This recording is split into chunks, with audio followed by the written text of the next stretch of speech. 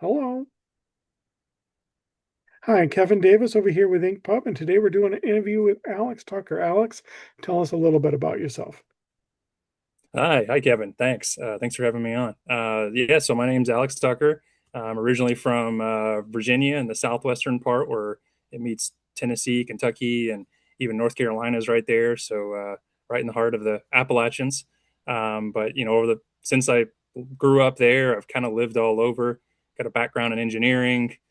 Traveled the world quite a bit for work, but the last couple of years been really getting more serious about my writing and dabbling in a lot of different short stories and some long fiction. And I've written quite a bit and had some early luck that I'm excited about. And yeah, continuing to enjoy the journey, especially here with Inked Pub.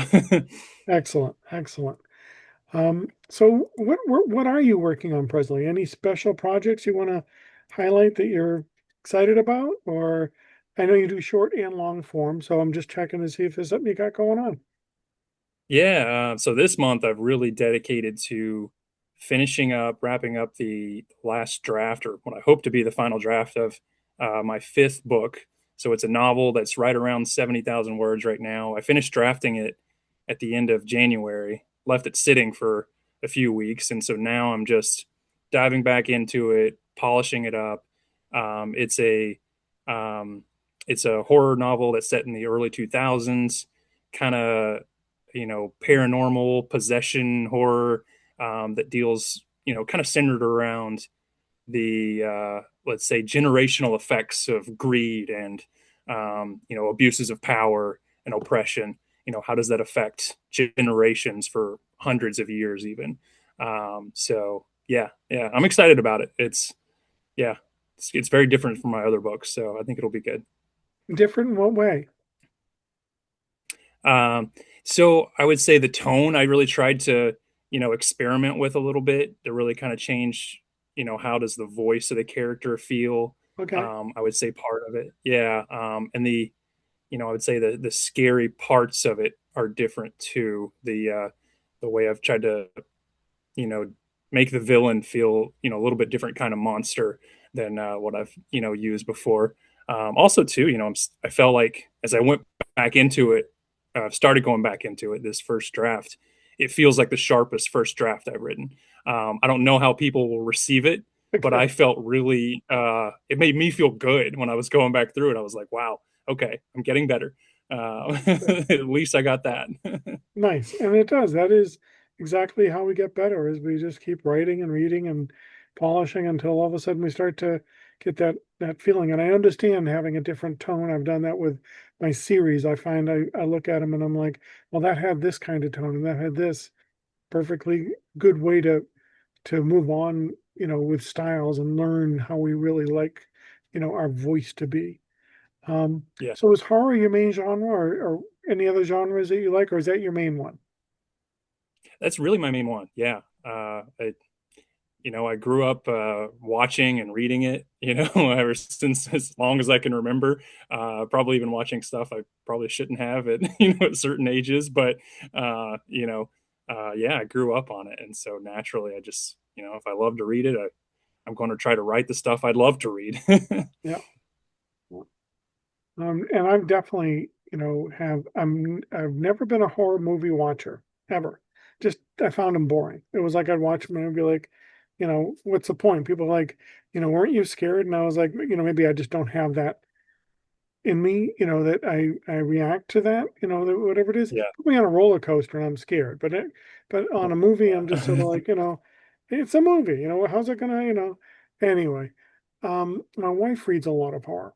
So little by little we've been crossing so that I read more now, but it isn't like when I read, Stephen King and some of the others. I read a lot of Chuck Tingle, um, Mm, Grady Hendrix, um, and those have become more my style that I'm okay with because they deal with a lot of things, and I know they're horror, but they give me enough other elements of personal introspection, personal conflict, the overall conflict of what's going on, that I can enjoy it because they're not busy trying to bring the horror to me. Yeah. It's there, um, but it's just something that I've noticed, more and more as I go. So Yeah. when you're Yeah. done with your Same for me. present, when you're done with your present opus, what's your next project? You got something else in mind, or um, are you just open to whatever hits you when you're done? Do you have something Yeah. specific? Yeah, actually I do.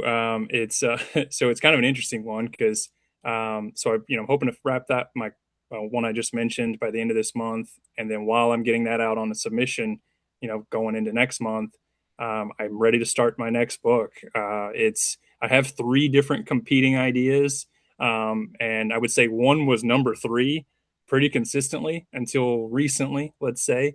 So it and the reason and it's become a little bit more relevant just because of recent news, with Okay. the current military involvement.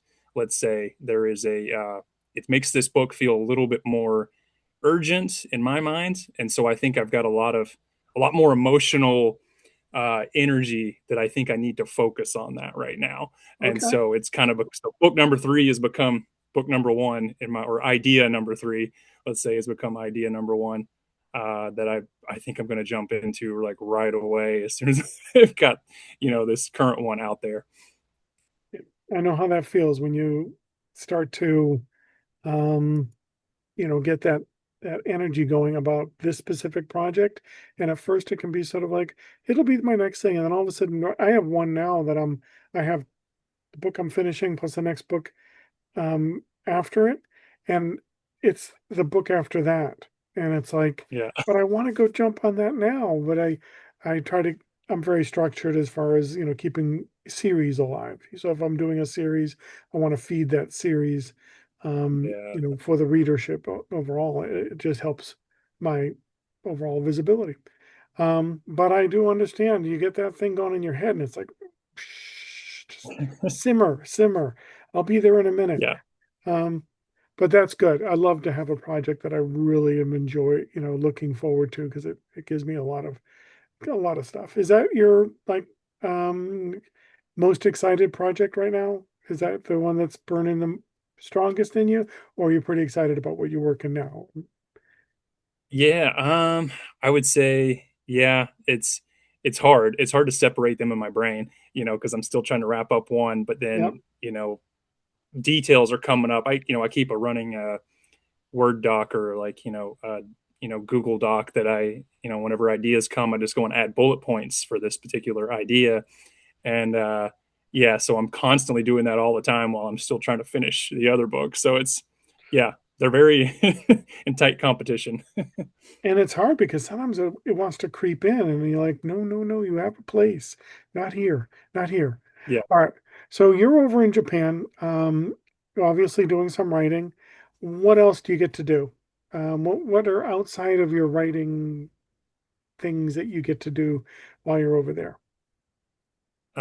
Yeah, so obviously I like to read a lot too, which kind of maybe goes without saying, but even if it's not horror, I actually read quite a bit of non-horror, but but outside of anything related to books and writing, I like to get outside a lot, go for a walk, hike. I like to run, not a, necessarily a marathon runner, but I like to run about 3 miles, 5 miles a day kind of thing, most days of the week. Really helps clear my head.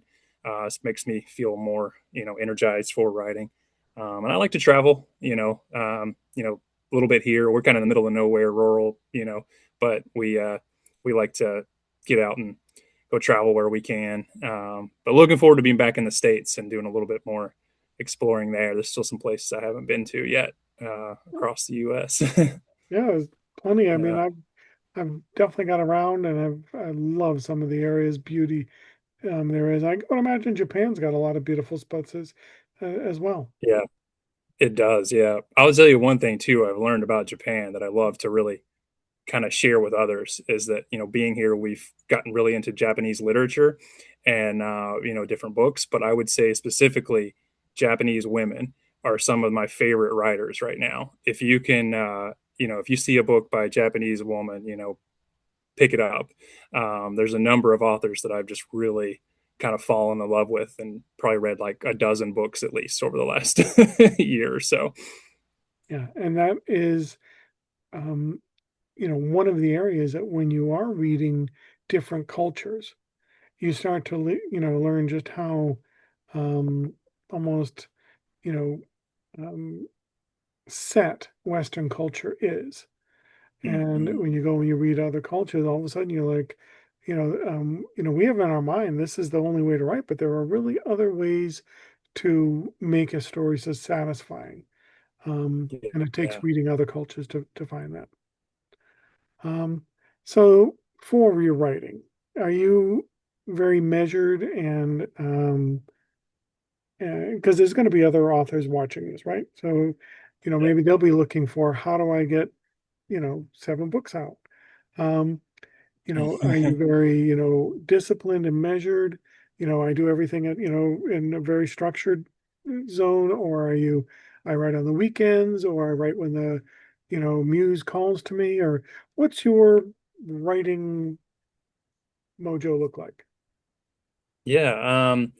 You know, I think it's a really good question, and it's one that I've kind of recently had some epiphanies related to, or one in particular, which is, focus less on the word count for, whatever days you've set to write, and more on the just the question, yes or no, did I write?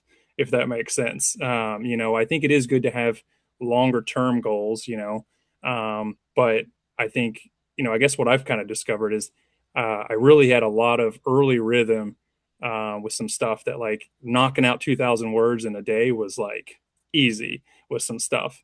But then, and I had that groove going really well for a while, but then I started hitting some roadblocks with some stuff of like trying to get over some humps with certain scenes and certain parts of books. And so then I would, I'd wake up and I'd be like, I don't feel like writing, 1,500 words or 1,000 words today. So as a result, I would write nothing because that was what I saw was that if I can't write that, what's the point?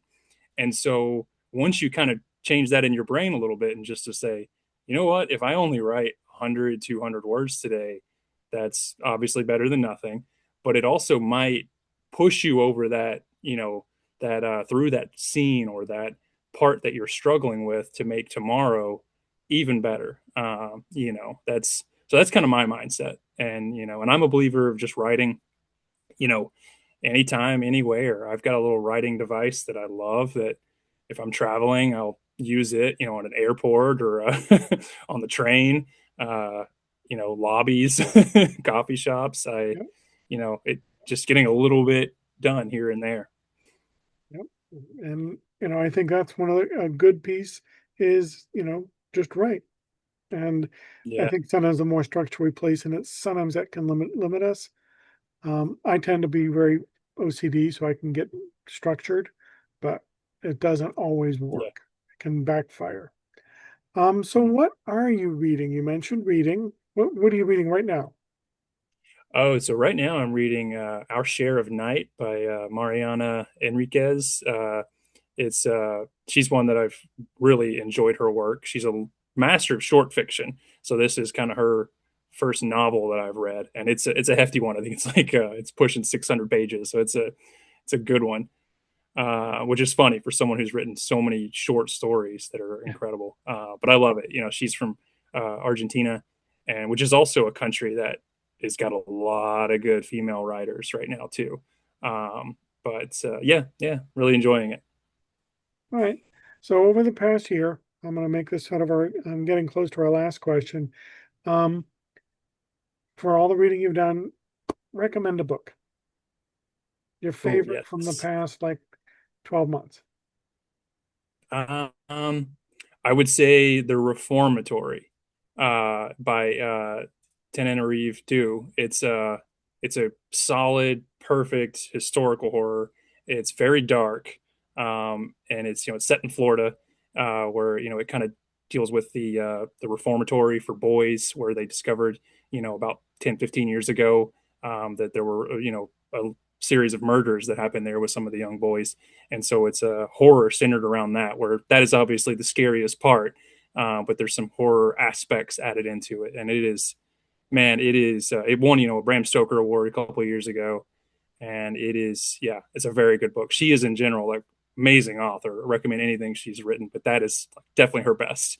All right. Yeah, It's a good recommendation. Um, so you're heading back to the States. Are you planning on doing, um, are you going to the, you said you're going to be probably over in Kansas City area. So will you be doing conventions and that kind of stuff, or any kind of visibility out there? yeah, that's something I'm very excited to get into once we're back in the States. Right now, the only one I've got currently planned, and hopefully it works out, is to go to StokerCon in June. I've got my tickets, reserved and hotel reserved, so planning on being there, which will be a really exciting time to meet some other horror authors and readers, and yeah, And where is that? that's gonna be in Pittsburgh. Yeah, Okay. All Pittsburgh right. this year. All Yeah, right. Well, hope you get a chance to get out there and have some fun. And thank you for coming yeah, up here for a few minutes and giving us a chance to sort of see the Alex that we get to read. So yeah. with that, thank you very much. I appreciate you coming out. Thank you for having me on. All right. Bye. Bye.